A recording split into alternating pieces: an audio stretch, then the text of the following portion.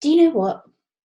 Sometimes it takes guts to build a brand, and it takes a little bit of courageousness, a little bit of bravery, because actually it's really easy to create a bland brand to fit in with what everyone else is doing, not to stick your head above the parapet, but to be like everyone else.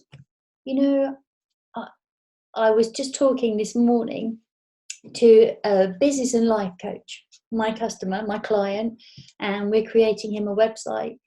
And I've designed his logo, and just really focusing on the overall brand of who he is and what he does. And we came up with the fact that he had all these life experiences, and he's been in the corporate world, and he's experienced the burnout, the problems that it causes, the how you feel just awful and unable to cope. You fall into imposter syndrome, you fall into this whole attitude of burnout and an inability to cope. And this this guy, this coach, he is so calm, and he has been in that position of utter burnout, and he's turned his whole life around, and he's done it using various techniques. He's now a Reiki therapist. He's into holistic therapies, but essentially he's come from this really corporate world, and this is where he wants to go back to. This is where he wants to go back and help directors and managers and senior business people who are feeling what he felt, who are forced into that situation of over overwhelm and just a hopelessness, and he wants to help them to change their life and turn it around, and he can do that.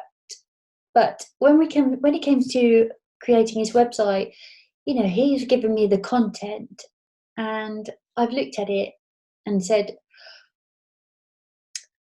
"This isn't you. This is every other business coach." And he said, "Okay, what do you mean?" And I said, "Well, when we talked, and I understood you, and I got who you are, and where you've come from and how you help, and it's not here." And in terms of the design was all great, and the website had this beautiful feeling of calm, but the words and the photographs that he supplied me, it just wasn't it. So now we've had a good chat, given him a good talking to, and sent him off and said, "I want to see more of you." And he said, "Yes, but I can't put Reiki on a business coach's website because, the corporate guys, they'll just laugh at me. They'll just tell me to go away." And I said, "Well, fine. Then they're not the people who you want. They're not the people that you can help. You want to help people in your way. So you need to attract the people who are going to look at you, understand you, and feel understood by you, and be interested in what you're interested in.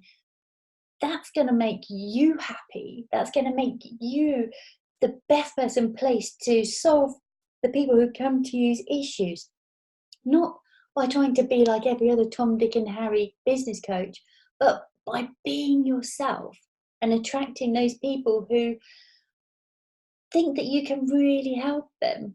So, yeah, he's going to be a little bit out there. He's going to be a little bit sticking his head above the parapet in one way or another, because he's going to say, "This is how I do it. I believe in meditation. I believe in Reiki. I believe in l- lots of things that can help." And as well as that, he's also got 25 odd years of high end business corporate experience, and he can bring all of that to bear in the help that he gives to people. It just needs to be brave enough to say it, to say to these people, yes, you may be corporate, and yes, you may not believe in the woo woo, but actually, if you give it a chance, this will work. So my advice to you is, don't get caught up in everyone else's way of doing things. Be yourself. Do it your way.